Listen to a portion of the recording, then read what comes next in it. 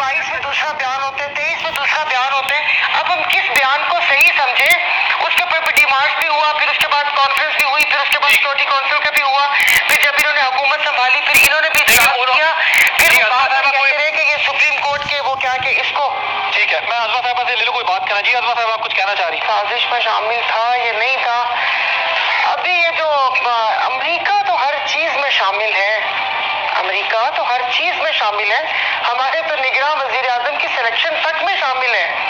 और अभी जो पेशावर में धमाका हुआ, उनकी यूनिफॉर्म और उनका असला भी यहाँ पर मिला है। वो जो क्या जानबूझकर अफगानिस्तान में खेलने के लिए उनके लिए छोड़ गया था, और वो वहां से क्या आया, मेरे लिए ये जानना ज्यादा जरूरी है बजाय कि साइफर की तहकीकात। इदारे हैं, तहकीकात करें। जब इतने सारे आप लोगों के पास सबूत और सब चीजें हैं, तो इंसाफ के कटहरे में लाके कोई सबको इंसाफ, सच और झूठ और दूध का दूध और पानी का पानी दिखा देना, उनको क्यों उलझाया हुआ है? शुएब साहब, मुझे ये बताइएगा की बात तो मैं आपको ये कह रही हूँ कि वो तो हमारी हर चीज में शामिल है।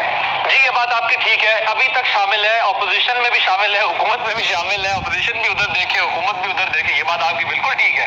मैं अल्हम्दुलिल्लाह अपनी पार्टी को अपोजिशन समझती हूँ, हम तो किसी तरफ नहीं देख रहे, बाकी वो तो बी टीम है, ये जो 24 और 25 का ग्रुप है। आपका इशारा एस्टेब्लिशमेंट की तरफ है, जो हर 6 साल बाद बयान देती है कि हम सियासत में नहीं है। यानी कि आप जितने भी एंकर बैठे हुए होते हैं, सबका इशारा उसी तरफ होता है, और मुबम बातें करके आप लोग हमारे मुंह से निकलवाना चाहते हैं। तो चलिए, अच्छी बात है, काटिएगा नहीं प्रोग्राम। आपने जब इतने सारे इशारे कर ही दिए, तो फिर उनकी मर्जी, जब होगा इलेक्शन उनकी मर्जी। ये तो सारे मोहरे हैं।